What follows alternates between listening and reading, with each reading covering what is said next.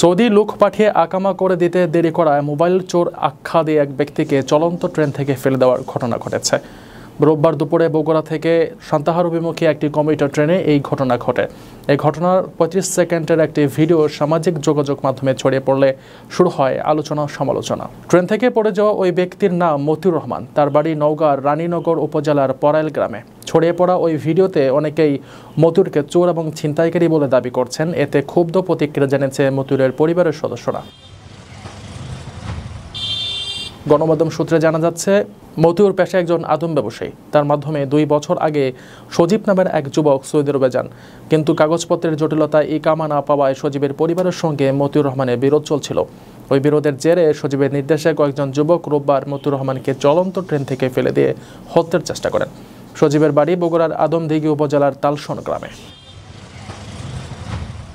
ভুক্তভোগীর ছেলে আহসান হাবিব জানান, তার বাবা ঘটনার দিন দুপুরে বগুড়া থেকে দোলনচাপা এক্সপ্রেস ট্রেনে সান্তাহারে আসছিলেন।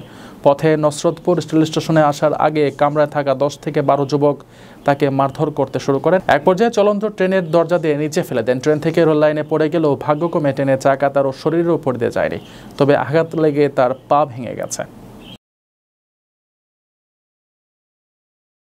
রেমিটেন্স যোদ্ধাদের ঢাকায় বিশেষ ছাড়ে রেডি ফ্ল্যাট দিচ্ছে শতভাগ বিশ্বস্ত ও নির্ভরযোগ্য প্রতিষ্ঠান প্রবাসীর সিটি।